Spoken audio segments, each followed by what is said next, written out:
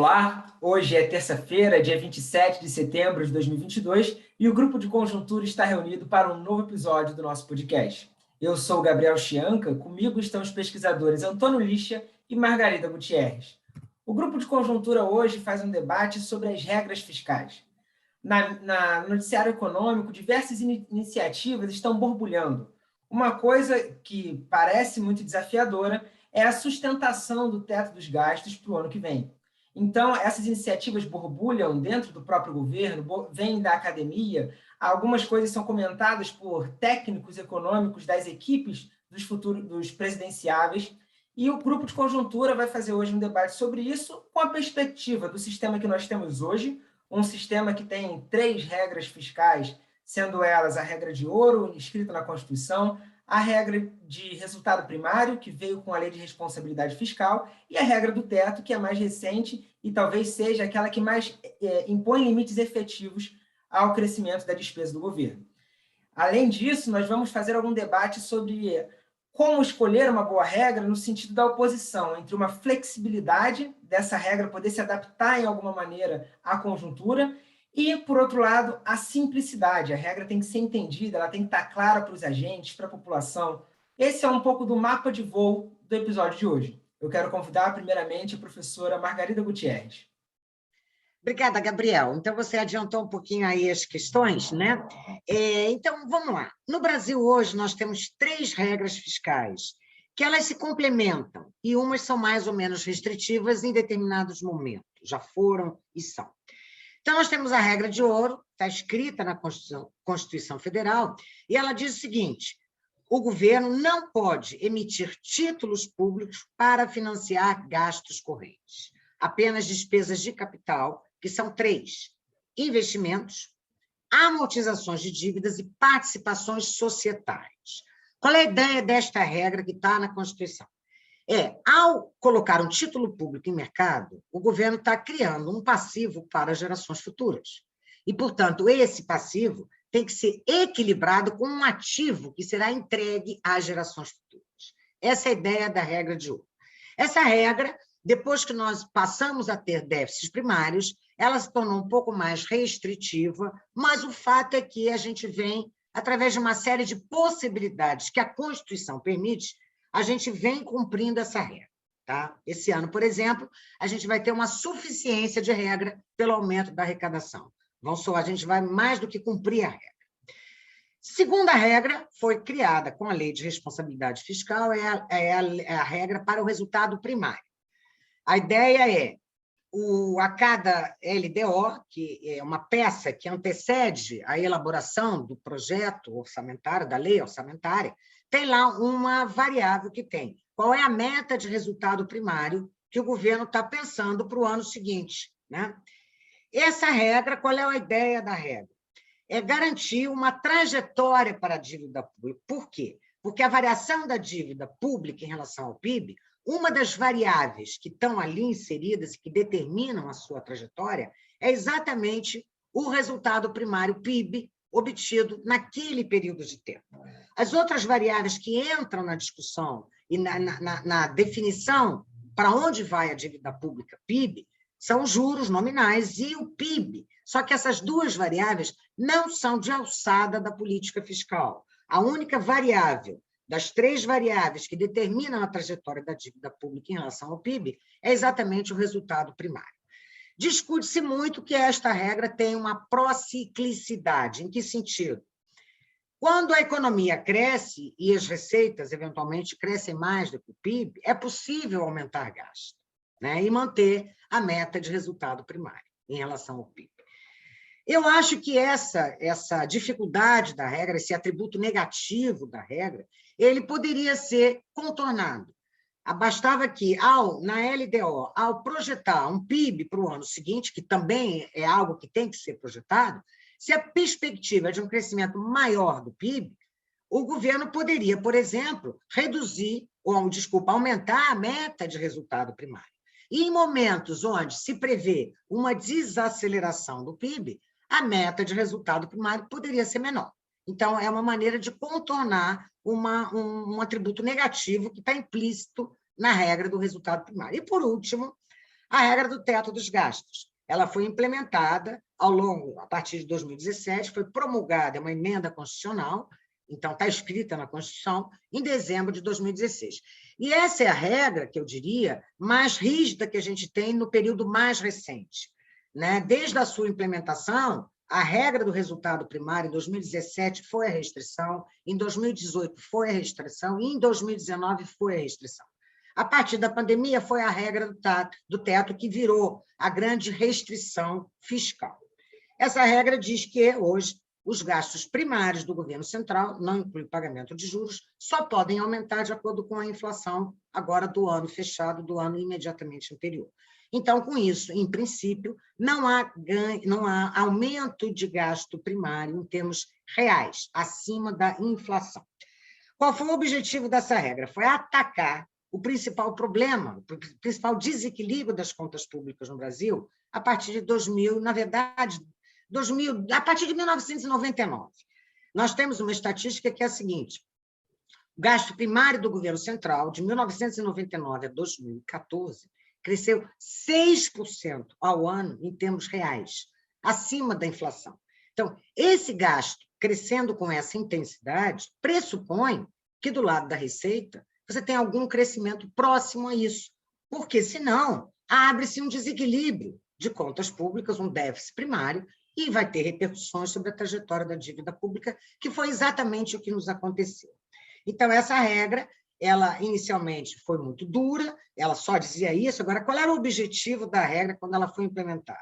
Era forçar, através da regra, uma discussão, escolhas, né? Uma revisão dos chamados gastos obrigatórios, que hoje compõem 94% da despesa primária do governo central. E gastos obrigatórios inclui praticamente tudo, né? E com a exceção dos salários dos funcionários públicos, todas as demais despesas obrigatórias têm regras próprias de indexação, que é ou o salário mínimo, ou o IPCA, ou o INPC. Então, com o tempo, né, se a gente olhar 15 anos atrás, a despesa obrigatória ela representava 72% do gasto primário, e hoje ela representa 94%. A tendência disso é aumentar a participação dos gastos obrigatórios, e cada vez mais sobra menos possibilidade de gasto para o discricionário. As despesas discricionárias são aquelas que não são obrigatórias, mas ali a gente inclui os investimentos públicos, que estão no chão, e todo o custeio da máquina pública, né? Então, controle de tráfego aéreo, emissão de passaportes, todas as agências do INSS que têm que funcionar, as universidades públicas, está tudo aí. Então, são despesas que, dado o seu pequeno valor hoje, como elas foram sendo comprimidas ao longo do tempo pelas despesas obrigatórias, você não tem mais aonde cortar.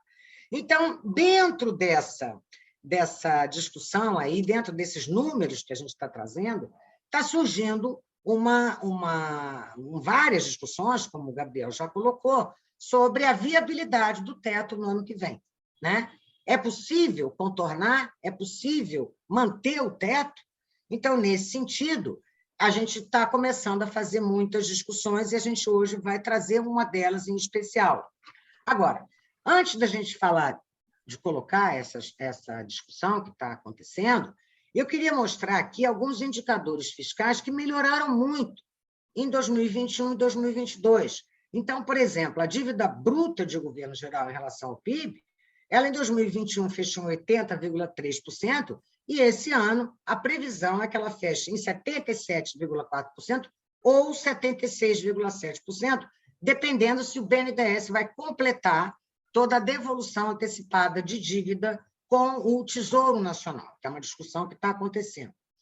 O resultado primário, pela primeira vez nos últimos 7 anos, o resultado primário do governo central será superavitário, né? A previsão é que isso chegue a 13,5 bilhões de reais para o governo central. Ano passado, a gente teve um pequeno superávit primário, mas por conta dos estados e municípios, que estavam com caixas muito folgadas, né? Estavam com caixa cheio, como a gente diz. E agora não, o governo central, este ano, deve fechar. Por trás desse resultado, nós já comentamos há 15 dias atrás está o aumento da arrecadação, o brutal, extraordinário aumento da arrecadação a nível federal, estados e municípios também. Bom, ainda para essa queda da dívida pública, né, em particular, o que tem por trás e que a gente acha que não vai continuar no ano que vem? Nós temos hoje uma diferença entre juro e crescimento do PIB nominal que é favorável à trajetória da dívida pública. Se eu pegar o PIB dos últimos 12 meses, encerrados em julho, ele cresceu 13%. Se eu pegar aqui a última estatística que a gente tem, se eu pegar os juros implícitos na dívida pública em 12 meses encerrados em julho, isso foi de 10%. Então, é uma diferença negativa que joga a favor da queda da dívida pública. Além disso, o superávit primário. Então, esses 3 fatores atuaram a favor da queda da dívida pública. E isso certamente não vai se repetir no ano que vem. Primeiro, os juros em 12 meses estão continuando a subir, porque eu estou dando um dado de julho, que ainda não tem toda a mudança de juros na economia, a subida de juros da economia brasileira. E segundo, o PIB também, essa diferença entre o PIB nominal e o juro, que é a favor do PIB, no ano que vem, certamente, a gente não vai ter esse efeito. Terceiro, no ano que vem, com muita chance, a gente vai ter a volta dos déficits primários. E só para lembrar, a nossa dívida pública em relação ao PIB, ela é muito grande comparada à média dos países emergentes. Então, o número do FMI, que é o número que a gente pode comparar o Brasil com outras economias, o cálculo da dívida bruta deles inclui todos os títulos na carteira do Banco Central e nós não incluímos. Mas o fato é que, por isso, é uma dívida um pouco maior, mas eu estou comparando coisas iguais. Então, a nossa dívida pública PIB em 2021 foi de 93%, superior a 80%, exatamente por conta desses títulos na carteira do Banco Central. 93% contra uma média de países emergentes de 68,3%. Agora, além disso, a nossa dívida pública ela custa muito caro. Hoje, o juro real de uma NTN-B é 6%. Juro real, acima da inflação. Então, só esse número já condiciona uma trajetória de dívida pública muito desfavorável. É quase como um cheque especial que a gente está usando o tempo todo. E qual é o problema de uma dívida pública tão cara? Ela canaliza recursos do orçamento para pagar juros da dívida pública, quer seja via orçamento, quer seja via colocação de outros títulos em mercado, o que aumenta a dívida pública também, né? Então, esses indicadores, que foram muito melhores nesses 2 anos, né, não devem se manter com essa benignidade, vamos dizer assim, para os anos seguintes. E, por isso, nós estamos aí num debate importante. Por um lado, nós temos que manter programas sociais, sim, né? E aí, quanto que vai ser mantido de Auxílio Brasil e tal, é a decisão do novo governante. Mas o fato é que nós temos uma massa de pessoas vulneráveis que, evidentemente, tem que ser atendida pelo orçamento. Né? Em que condições, isso tudo há a ser definido, mas que tem que ser, a gente não pode fechar o olho para isso. Então, de um lado, é garantir esses programas sociais para um país que tem uma distribuição de renda tão ruim como nós. Né? E, segundo, manter uma perspectiva de uma dívida pública solvente, porque, caso contrário, essa escalada da dívida pública, percebida como algo que o governo não vai pagar, ela cria um efeito extremamente danoso sobre o funcionamento da economia, que é a deterioração das condições financeiras macroeconômicas. É o risco Brasil que começa a subir, é a taxa de câmbio que começa a subir, são os juros futuros que começam a subir, são as expectativas de inflação que começam a subir, e o PIB, nesse contexto, começa a despencar. Então, que é tudo que a gente não quer. Né? Então, vamos agora, daí a importância de regras fiscais, quaisquer que sejam elas, mas a gente tem que ter regras fiscais. Né? Hoje, como eu coloquei, a regra mais restritiva é a regra do teto. Né? Então, é por isso que esta regra tem concentrado a maior discussão. A grande discussão sobre a mudança está em cima da regra do teto. E nós temos aí 2 posições polares, vamos dizer assim. De um lado, aqueles que advogam a favor da sua total eliminação.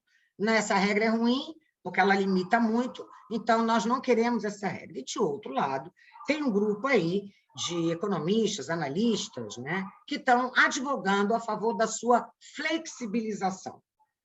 Bom, de qualquer forma, essa regra ela foi muito importante, porque ela atacou, como eu já coloquei, o principal problema das contas públicas à época, que era o vertiginoso crescimento do gasto primário, né, de 6% ao ano, acima da inflação. E, por outro lado, qual é a grande vantagem de uma regra para o gasto? É que ela obriga a escolhas. O orçamento público ele tem que ter escolhas. Ali não cabe tudo. Porque, se couber tudo, qual é o corolário que vem a partir daí? É que a receita tem que crescer. Ou seja, a cada ano a gente tem que ter a criação de um imposto novo para financiar o aumento de gasto, já que ele não tem nenhuma regra, né?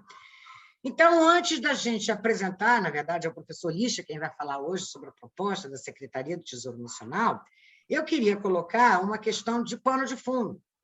Uma regra fiscal ela deve considerar 3 requisitos que são conflitantes: a simplicidade, a flexibilidade e a credibilidade. Em geral, o que a gente tem? A simplicidade de uma regra, facilmente entendida, ela torna a regra muito rígida, que foi exatamente o caso do teto dos gastos em 2016. E a flexibilidade, né, e a complexidade, muitas vezes, esbarram na credibilidade. É muito complexo, é muito flexível, então não se coloca a partir dela a credibilidade. E isso é muito importante, porque muitas vezes a flexibilização de uma regra fiscal ela é necessária, mas se ela tiver credibilidade implícita, significa dizer, olha, eu vou sair um pouquinho do script agora, mas depois eu volto, porque tem uma regra que me obriga a voltar, né? Então, a atual regra do teto ela é muito simples, todo mundo entende, mas ela não é flexível. Então, isso é que está fazendo essa discussão toda. E agora, então, eu quero passar a palavra ao professor Lixa, que ele vai explicar um pouquinho o que tem saído aí sobre mudanças propostas, e especificamente no caso da Secretaria do Tesouro Nacional, que tem se antecipado um pouco e tem promovido também parte dessa discussão. Lixa, você com a palavra. Obrigado, Margarida. Tá? Então, complementando um pouco o que apresentou a Margarida, o tema sobre a flexibilização ou não da regra do teto tem sido discutido um pouco na campanha agora presidenciais. Tá? É claro que quando a gente olha a campanha a presidente do Lula, não, a gente não vê dentro das propostas uma proposta concreta sobre esse tema. Tá? Mas os economistas que o assessoram têm discutido um pouco esse tema, mas a gente não tem tanto acesso aos documentos do PT, ou documentos das discussões dos economistas que assessoram o Lula. Tá? Por outro lado, quando a gente olha para o debate que está sendo feito dentro do governo, no Ministério da Economia, no dia 16 de setembro, aconteceu um seminário na Universidade de Brasília, na UNB, tá? Feito por Rogério Gueire, que é chefe da Assessoria Especial de Estudos Econômicos lá do Ministério, onde ele apresentou uma proposta. Tá? É claro que essa proposta era bem preliminar e começou a ser um pouco debatida. Tá? Mas, na semana passada, teve outra proposta também do Ministério de Economia, não? No caso que a Margarida está se referindo, organizada por técnicos da Secretaria do Tesouro, tá? Que basicamente busca discutir como flexibilizar o teto do gasto. Eu acho que eles consideram que essa flexibilização não valeria para o ano que vem. De fato, como a Margarida colocou, um pouco pela situação fiscal que a gente tem hoje e pelas previsões em termos de de crescimento, juros, arrecadação para o ano que vem, vai ser difícil cumprir qualquer regra do teto, e então o ano que vem vai ser um ano especial. Mas o problema que está sendo colocado é o que a gente faz para 2024. Ou seja, o tema dessa proposta da Secretaria do Tesouro valeria só a partir de 2024. Nessa proposta, os gastos cresceriam em linha, basicamente, com a inflação.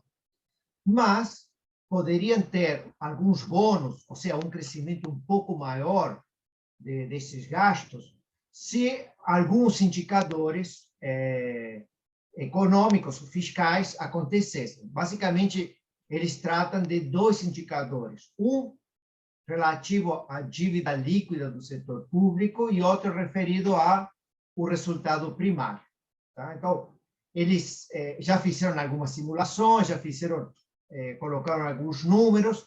Então, eles mostravam que se a relação entre a dívida líquida do setor público e o PIB ficava acima de 55%, e hoje está acima de 55%, não? Esse número está por volta de 60% hoje em dia, e você não teria nenhum bônus. Então, você teria que cumprir a regra do teto e aumentar o gasto em linha com a inflação. Mas, se essa relação dívida líquida-PIB caísse em um intervalo entre 45% e 55% do PIB, você teria um bônus que te permitiria aumentar o gasto 0,5% a mais do que a inflação que tivesse. Então, se caísse um pouquinho a dívida, você poderia aumentar um pouquinho mais o gasto, e se essa dívida cai abaixo de 45%, o bônus seria de 1%. Tá? Mas não seria esse o único indicador que te permitiria aumentar ou flexibilizar um pouco o gasto, aumentar o gasto um pouquinho mais, não essa queda da dívida líquida. Sino também que interessaria ver qual é o comportamento do resultado primário. Se o resultado primário, isso seria calculado de forma bianual, se o resultado primário estivesse subindo, ou seja, estivesse melhorando o superávit primário, tá? Isso te daria um bônus adicional que te permitiria aumentar um pouquinho mais os gastos públicos e, se ele estivesse caindo, você não teria direito a esse bônus. Tá? Então, basicamente, são várias possibilidades, não? Tem várias combinações, dependendo de qual é a relação dívida líquida do PIB e dependendo de que está acontecendo com o resultado primário, você poderia aumentar os gastos um pouquinho mais que a inflação sobre certas circunstâncias. Esse é basicamente o ponto. Por outro lado, eles teriam um aumento de 2% adicional em 2024, nessa proposta do Tesouro Nacional, que seria basicamente utilizada para recompor os gastos discricionários que a Margarida comentou, foram reduzidos nos últimos anos, não? Durante a vigência da regra do teto. Tá? Então, você teria um aumento excepcional em 2024. Tá? É claro que é uma proposta preliminar, não existe nenhum documento oficial, deve ter sido autorizada pelo Ministério da Economia e está circulando de forma informal entre alguns agentes econômicos para ver qual é a repercussão. Tá? A gente pode fazer vários comentários, alguns a favor, outros contra, não? Eu gostaria de fazer 2 ou 3 comentários rapidamente. Tá? O fato de você colocar a dívida pública de forma explícita para tomar as decisões, não? E já definir um patamar para, no caso aqui, a dívida líquida, me parece um avanço nas decisões, porque fica mais claro o que significa ter uma relação dívida-PIB razoável. Tá? Então, a gente sabe que a gente só ficaria tendo bônus máximo se a relação dívida líquida fosse menor que 45% do PIB, então a gente já sabe mais ou menos para onde que a gente deveria caminhar para ter uma boa... para que a dívida estivesse num patamar confortável, pelo menos. Tá? Uma crítica é o fato de utilizar a dívida líquida, tá? E não a dívida bruta. Esse imagino que é um debate longo, tá? O fato da dívida líquida cria algumas complicações, porque, por exemplo, se aumenta a taxa de câmbio, como está aumentando nestes dias, não? E o dólar fica mais caro, isso aumenta o valor das reservas internacionais em poder do Banco Central, em reais, porque agora não, aqueles bilhões de dólares ficam mais em bilhões de reais, e isso permite te dar um bônus, tá? Só porque teve uma desvalorização cambial que está reduzindo a dívida líquida. Tá? Então, eu acho que o mais interessante, não sei, seria pensar não na dívida líquida, senão na dívida bruta, já que, basicamente, o tema central da dívida bruta é que ela tem que ser rolada, então deve existir demanda para essa dívida bruta. Tá? Então, na medida que exista uma demanda para ela, ou seja, ela pode ser facilmente vendida ou rolada a dívida, os prêmios de risco caem e você está mais confortável. Então, eu acho que poderia ser um indicador mais interessante que a dívida líquida seria a dívida bruta, mas esse é um motivo jamais de detalhe para definir também quais são os patamares. O outro tema importante é que não existe uma relação dívida bruta e PIB que é um número certo a ser tido em conta. Não? Alguns anos atrás, teve um famoso estudo do Kenneth Rogoff e Carmen Reinhardt que definia que 90% seria um patamar a partir do qual, se superasse essa relação dívida-PIB, os prêmios de risco subiriam muito e isso criaria instabilidade financeira na economia.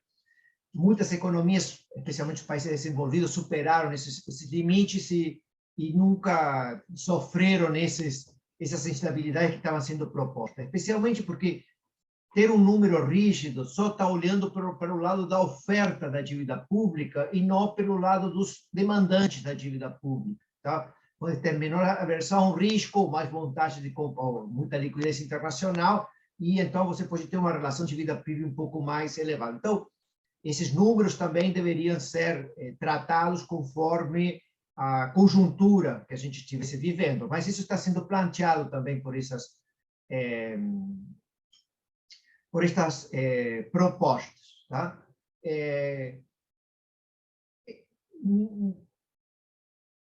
Por outro lado, melhoras no resultado. Um ponto que a gente tem que discutir é se essas propostas, quais são os efeitos cíclicos delas, não? Se elas te permitem ter efeitos anticíclicos ou não. A proposta que o Boeri tinha feito, que eu falei para vocês dia 16 de setembro, ela permitia, por exemplo, que você aumentasse os gastos em momentos mais recessivos. Tá? É claro que isso deveria ser compensado, tá? em momentos de expansão do nível de atividade. Tá? Mas uma das características que a gente gostaria de ter para essas regras é que a política fiscal não seja procíclica, que seja anticíclica. Tá? Então, isso também deveria ser melhor debatido. Tá? Então, temos vários temas aí para discutir, não? Quais são os indicadores de vida bruta ou não, se a gente deveria colocar ou não os resultados primários na definição, mas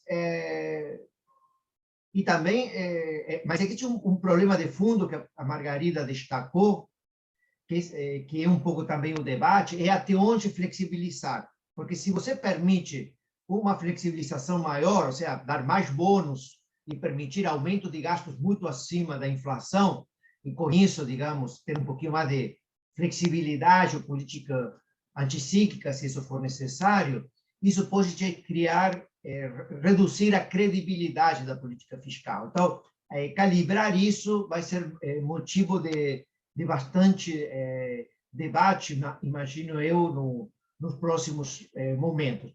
Mas eu acho muito interessante nestas políticas, nestas propostas, é que está ficando cada vez mais claro quais são os objetivos, ou seja, que patamar de relação dívida-PIB deveríamos buscar, quais seriam metas para ter isso.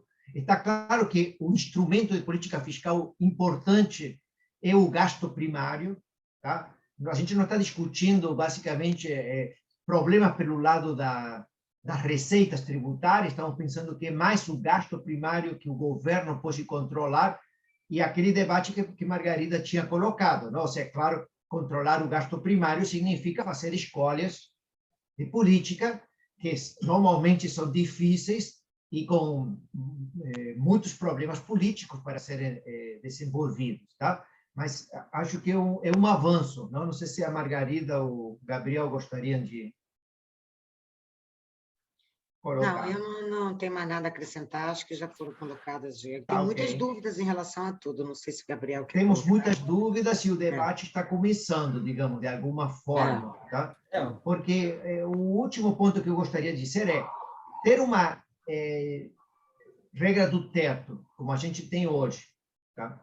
Que não se cumpre há vários anos e que a gente vai ter que continuar, não vai se cumprir o ano que vem, e que a gente vai precisar de uma nova PEC ou algum outro instrumento legal para viabilizar esse aumento de gasto acima daquela regra do teto, também não é bom. Não é bom. Tá? Então, a gente precisa essa flexibilização da regra do teto. O problema é como criar um marco institucional adequado que flexibilize e, por outro lado, mantenha a credibilidade, tá, da política fiscal e, em consequência, permita não crie instabilidade financeira, que é um pouco o que a gente percebe toda vez que as variáveis fiscais ficam um pouco desordenadas ou fora do lugar.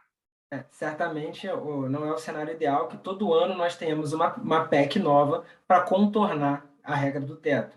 E um outro ponto para finalizar que eu acho importante também, e que essa nova regra pode pensar, é porque uma vez imposto o limite para gasto, a gente viu que o Congresso Nacional se organiza de diversas formas para decidir, então, quais são os gastos prioritários. E, pelo menos na minha percepção, as decisões que foram feitas sob a vigência do teto não foram as melhores. É uma compressão exagerada do investimento público, são gastos importantes que ficam de lado, enquanto alguns outros gastos que privilegiam apenas alguns setores são fortemente defendidos. Então, para pensar a regra do teto, também é relevante pensar não só na política econômica, como na economia política da coisa, em quais grupos vão disputar o orçamento, que é uma parte desagradável, mas que está presente em toda a democracia. Então, é um tema muito interessante que, com certeza, nós voltaremos a abordar aqui no Grupo de Conjuntura conforme as propostas vão avançando e vão se formalizando. Eu agradeço a sua participação, você que acompanhou com a gente até aqui. Nos encontramos novamente na terça-feira que vem. Até lá!